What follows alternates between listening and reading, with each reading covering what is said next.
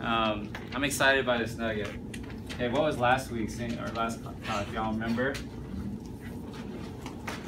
Is where I told you what to do.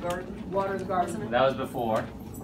So, things to do, right? Results if you do the work. No, actions to take. And what's the deal about the actions? They have to be what? Yes. The only one that counts are the ones that are measurable. And you start with which one? Money. Why? Because it's measurable. And it doesn't care who you are. Right? It's unemotional, and you should also be unemotional. And it went all the way down to weight loss, then to spirituality and success, you know, that sort of stuff. This is easy to measure. This is hard to measure. It's hard to measure how spiritual you are. True? It's hard to measure if you're a good mom or dad. But if you work on this, all of this falls into place. If you work on your weight loss without working on your money, you'll always be stuck saying eating healthy is too expensive. Fruits and vegetables are too expensive. No, they're not too expensive. You just don't make enough money. And your weight loss will stall if you think that you can't afford a green NutriBullet, $75. Does that make sense? I feel it's less and the emotional part of it, we were talking about, like writing the book, publishing your book. You know, it takes money to publish a book, right? Mm-hmm. Like someone posted on one of my Facebook posts, like, Dr. Vuong, you should just give your book away for free. As if Amazon gives it to me for free. Right. That's not the way the world works. That person is screwed up because they never got this down straight. Does that make sense? You're not going to be that spiritual because when your church burns down and you want to be the one that donates money to rebuild the church, problem is what? You don't have the money. Does that make sense? You can be more spiritual and help people who are homeless in your cause and whatever you're into, helping veterans or anything. But that shit takes money, or the know-how how to raise the money. Make sense? So that was last video. So today's talk I'm really excited about because I want to tell you like what to do. Because that's what's often missing when they're talking about personal development stuff. It's a bunch of rah-rah, you can do it, the law of attraction, just sit and meditate and manifest it. And no, that doesn't work. It doesn't work that way. I realize that manifestation doesn't work unless you get off your ass and start to do some work. So what I want to do is give you the first thing is the 3 journals. And then I'm going to give you some other stuff to do, okay? So, anyone know the 3 journals I tell y'all to do? Gratitude. Yes, gratitude. Food. What else? Last one? Goals. Oh, yeah. So, goal setting journals. We're going to come back to these in just a second. Of these 3, which one is the least important? Food. I promise you, it's least important. But in the weight loss surgery world, what do they all talk about and focus on? The food journal. Yeah. And no one actually does a goal setting journal. And so they never know what they're after, other than some number on the scale that's not even correct, like 180. If I could get to 180, I'd be so happy. Like, you're only 5'2". You're still fat. Right? And it doesn't matter that they started at 300 or 320. They're still overweight. Right? So goal setting journals, we're going to talk about that in a little bit. Now, of all these 3 journals that you have to do, which is the number 1 that you have to do? Gratitude. I promise you, put a big star by this. You must do this. It's not optional. Every single morning, write down, I am grateful and thankful for blank. That's it. It's the easiest journal to write. I'm grateful and thankful for this roof over my head, my house, my husband. And try to be nice about it. Don't be like my stupid cheating husband. Like, be sincere. You know, I'm grateful that my kids are healthy. Grateful and thankful that I have a job. I'm grateful and thankful for my toes. Or saying something like, I'm grateful for a pack of cigarettes. Dude, that's not nice. Right? You're grateful and thankful for your toes when you see a sleep sister who just had foot surgery, or a sleep brother who's an amputee. You'll be really thankful for your toes, or your eyesight when they start to go. Grateful and thankful. Proud for your sport. All right, start here. Start here. You don't know where to start? Start here. You get stuck, backslide, start here. Gratitude journal. That's what you got to do. Okay. So, we know these. Now, I'm going to give you a couple new ones, okay? So, I want the, I call it the big, mine is the big 6, but you can do the big 3, okay? The big 3 journal. So, this is a daily journal, and you do this at nighttime. Always at nighttime, never in the morning. And what it is the big 3 things, the top 3 things you have to get done tomorrow to make your dreams come true. Top 3 things to do tomorrow. Okay? So you're writing it the night before, and it's the top 3 things to do to get to your goals. Okay? So getting your kids to school on time does not go on that list. Getting your kids to school should be automatic. That does not advance your life. And I would tell you, meal prepping does not go on this list. It will not advance your life. Okay? So the top things to do. And when you wake up, you knock these 3 out. Whether it's, update your website, apply for nursing school, watch this video, take this online course. You knock it out before anyone else wakes up or before the world gets hectic. This is what you have to do to forward your life, okay? And then once you do it, you mark it off. I keep it running sheet on a Microsoft Office document. And then you mark it off. Now, what you don't get done, you have to move to the next day. All right, but your goal is to get all 3 done. Now, if you get 3 done easily, do 4. Do 5. Dr. V does 6. So Dr. V does 6. My top 6. That's hard.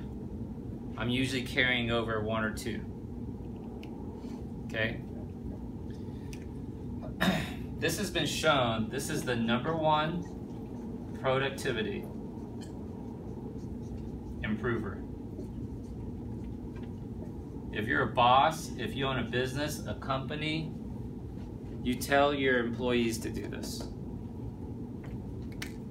As your surgeon and mentor, I'm telling y'all to do this. It will change your life.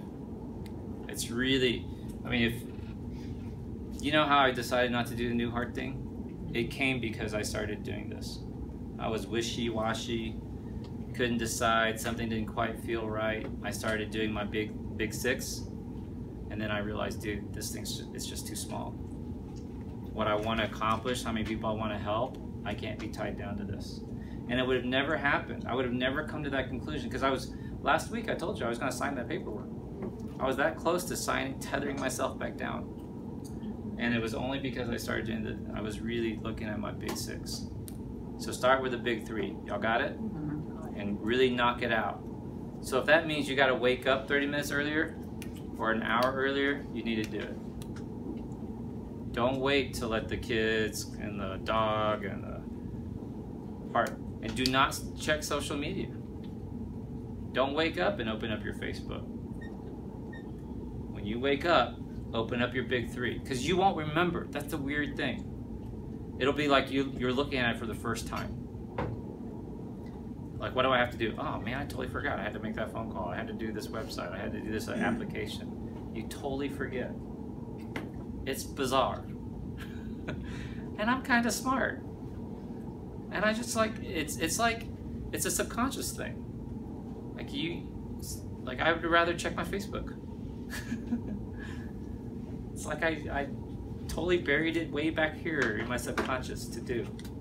But when you look at it first thing in the morning, you're like, damn it, hit it out. Update this, da da da da. Send this email. right? Do your top 3. Got it? Number 1, productivity improver. Now, what is it you're doing? That's the big thing. And that goes to your goal setting. Okay, so another big start by goal setting.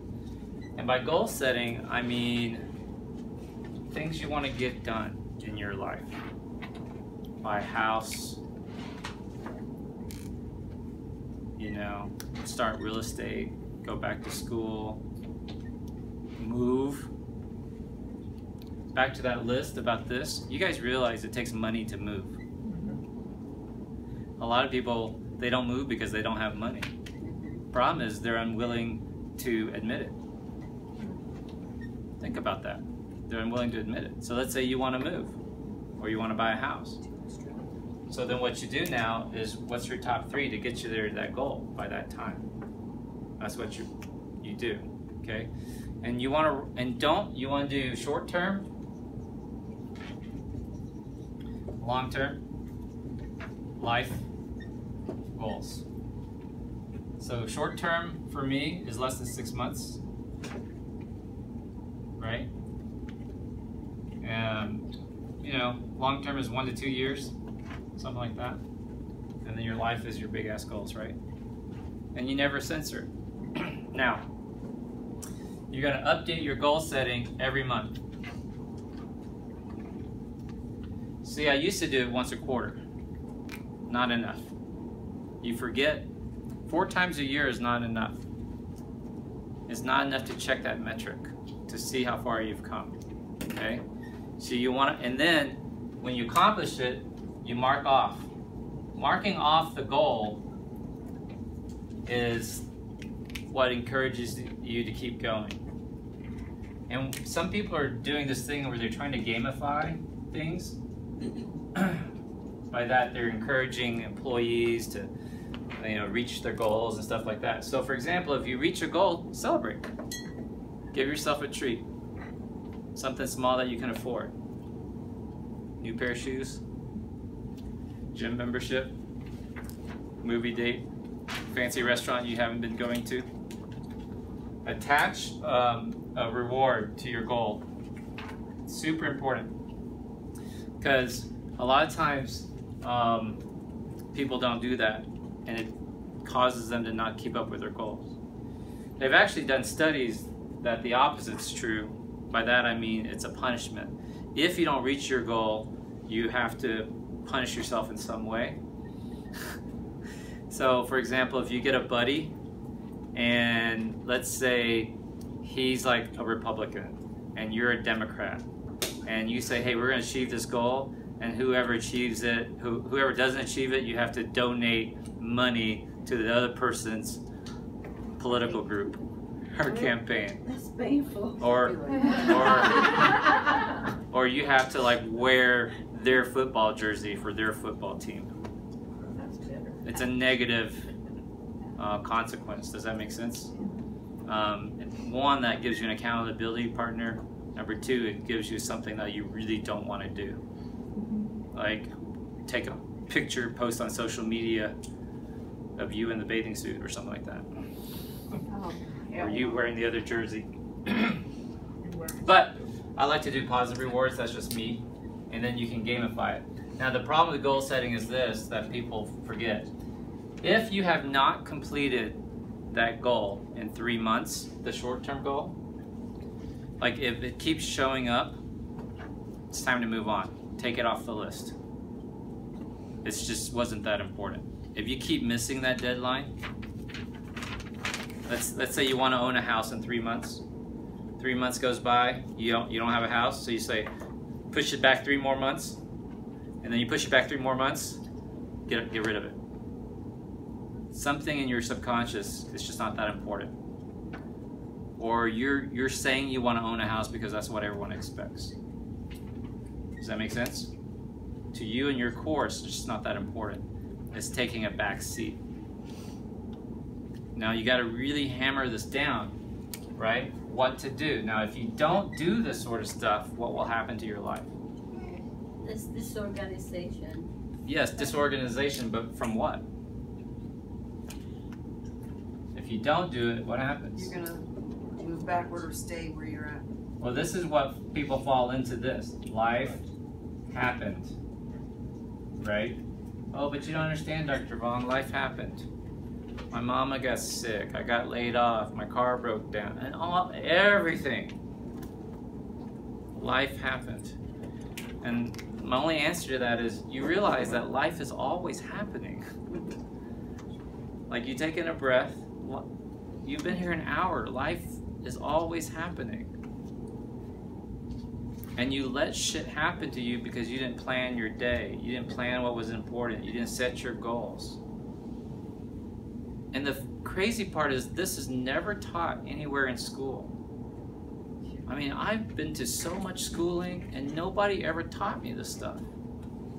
No one ever says, Duck, like, wake up early, read the chapter before you go to class, that sort of stuff, right? No one ever teaches you this, and everybody uses this excuse. Now, I want you to remember this excuse right here, because when you leave this week, you're going to see it everywhere in social media, everyone you talk to. This is what we call the reasons, the excuses. Life happened to me. And you're going to see beyond them and say, no, you just didn't plan your life. You just didn't plan your life. You got it? I need y'all to start planning, like really going after it, because that's what we're doing. That's what we're all about. Sound good? Yeah. Whole group? Good? Yeah. All right. Get out of here. Go plan your life.